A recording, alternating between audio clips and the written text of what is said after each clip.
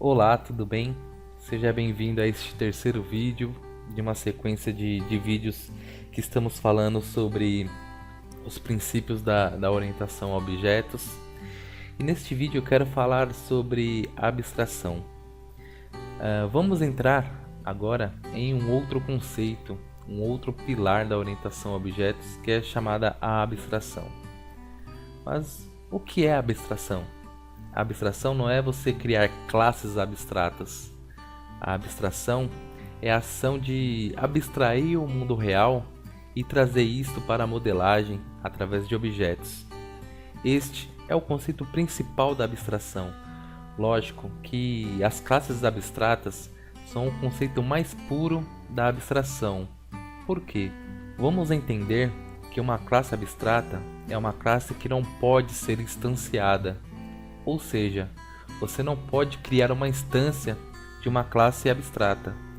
Você precisa necessariamente que esta classe seja herdada por outra classe. Então, o conceito da herança é válido? Sim, ela é válido. O conceito da classe abstrata é a abstração mínima de algum tipo de objeto do mundo real ou de algum comportamento. Por exemplo, temos aqui a classe abstrata eletrodoméstico, onde ela possui duas propriedades, nome e voltagem. No construtor dessa classe, definimos qual é o seu nome e a sua voltagem. Ela possui a função ligar e a função desligar. Então, podemos entender o seguinte, que qualquer tipo de eletrodoméstico tem que possuir um nome. Por exemplo, uma geladeira, uma cafeteira, ela deve possuir uma voltagem, desde que ela possui uma. Ela pode possuir duas, ela pode ser bivolt, mas ela deve possuir uma voltagem. Então, é o mínimo sobre um eletrodoméstico. Ele tem a função de ligar e desligar. É o básico de qualquer eletrodoméstico. Então, o conceito da abstração está em abstrair do mundo real os nossos objetos e colocá-los em forma de classe, buscando o que? A reusabilidade, para que seja muito reutilizável e assuma diversos comportamentos. Ela tem que ser o mais abstrato possível, por isso que temos aqui a classe do tipo abstrata. Então, lembrando novamente, a abstração não é apenas o fato de você criar classes abstratas, e sim de você mapear o mundo real e trazer ele para objetos representados por classe, e que ela seja o mais abstrato possível para que eles possam ser o mais reutilizáveis possíveis.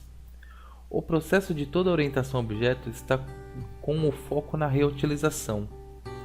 Note que a classe abstrata não necessariamente precisa ter um método abstrato.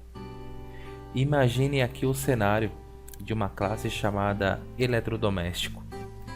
Se por acaso essa classe possuísse um comportamento global para qualquer tipo de eletrodoméstico, ele poderia então implementar um método com a regra para esse tipo de comportamento, onde qualquer classe que fizesse a herança dessa classe abstrata faria o uso deste comportamento. Não precisaria reimplementar este método. Outro ponto, é muito importante entender os modificadores de acesso do desenvolvimento, principalmente quando falamos de .NET, principalmente quando falamos da linguagem C#.